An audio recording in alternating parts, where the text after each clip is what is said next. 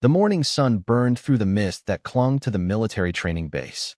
Fresh recruits lined up in perfect formation, boots pressed into the dirt, faces tight with pride and nerves. Among them stood a woman, calm, quiet, and utterly unreadable. Her name tag simply read Harper. The sergeant's voice cut through the air like a whip. "You'll learn discipline here. You'll learn respect. And you'll learn it fast." A few cadets in the back snickered. One, a broad-shouldered boy named Mason, whispered to his friend, "Look at the new girl. She looks like she's never even held a rifle." But Harper didn't flinch. Her eyes remained steady on the sergeant, her breath controlled. The faintest scar traced down her neck, just visible when the sunlight caught it right. Later that day, the group was assigned their first endurance drill. The dirt track shimmered in the heat, the air thick with dust and tension. Harper tied her boots tighter and started jogging, her steps quiet but measured. Mason and two others ran past her, throwing smirks her way. "Try to keep up, rookie," one laughed. She didn't respond. Her silence only seemed to provoke them more. Halfway through the run, Mason stumbled and cursed. Harper stopped, turned, and offered her hand. He waved it away. "I don't need help from you." She nodded softly, not angry, just disappointed. She kept running. By the time they reached the finish line, she was the first one there. Breathing steady, eyes calm. The instructor raised an eyebrow. "Not bad, Harper." But Mason's pride was bruised. That evening, in the barracks, whispers spread.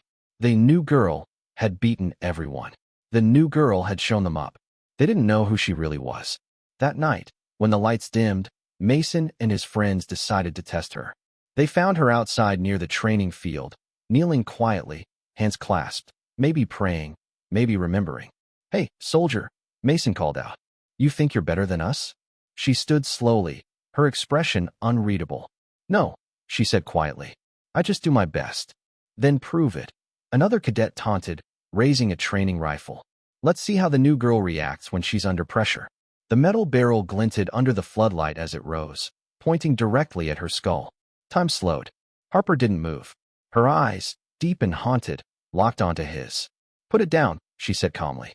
They laughed. "What are you going to do? Cry?" She took a breath, and suddenly, the calm broke. In one fluid motion, she stepped forward, twisted his wrist, and disarmed him before he could blink. The rifle hit the ground. Mason found himself face down in the dirt, his arm pinned. No one had even seen how she moved. It was like watching a shadow strike. Silence. Then she released him, her voice low, trembling not with fear, but something else. "You never point a weapon at someone unless you're ready for what comes next." For a moment, the base lights flickered, and in that flicker, she saw something else, flashes of her past. Desert wind. Screams. A young woman dragging her wounded teammate through gunfire. The explosion that left the scar on her neck. The night she swore she'd never pick up a rifle again. But here she was, back in uniform, trying to start over. Soft narration tone. Sometimes, the ones who speak least carry the heaviest stories. And sometimes, strength looks nothing like what we expect. If you believe in courage, resilience, and second chances, take a moment to like, comment, share, and subscribe to Kindness Valley, because every story like Harper's reminds us that true heroes often hide behind quiet eyes. The next morning, word had spread across the base. Mason avoided her gaze, his usual arrogance replaced by something almost like respect. During breakfast, he approached her table slowly. "Hey," he muttered. "About last night. I was out of line." Harper looked up, eyes soft now. "You were just testing limits. That's what soldiers do. But remember, some limits test you back." He nodded, embarrassed. "You ever served before?" She smiled faintly. "A lifetime ago." Later, the sergeant announced a team exercise, an obstacle course under simulated fire. Harper's group was paired with Mason's. The tension was thick at first, but halfway through, Mason slipped off the wall climb and nearly fell into the mud pit below. Harper caught his wrist, firm, unshaking, and pulled him up with effortless strength. "You've got to trust your team," she said. He nodded. "Guess I owe you twice now." By the end of the day, something had changed. The laughter, the whispers, they were gone. Instead, the recruits watched her with quiet admiration.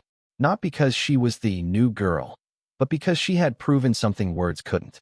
As the sun set, Harper stood alone at the edge of the base field, watching the horizon burn gold and red. Her hands trembled slightly as she removed her cap. A quiet memory surfaced, her fallen comrades, their voices echoing in the wind. She whispered, "I'm still here, still fighting." A gentle tear rolled down her cheek. Not of sorrow, but release. Soft, reflective narration. Sometimes we meet people who fought battles we'll never see. They don't seek glory or revenge, they just hope for peace. If this story touched your heart, take a moment to share it with someone who believes in redemption. And tell me, have you ever met someone who carried silent strength? Someone whose kindness hid unimaginable pain? Because in a world quick to judge, people like Harper remind us, you never truly know what someone's been through until their silence speaks louder than their scars. The screen fades to black as her silhouette walks toward the barracks light, steadfast, calm, unbroken. And the voice softly concludes, "This is Kindness Valley, where every soul has a story, and every story reminds us that courage comes in quiet forms."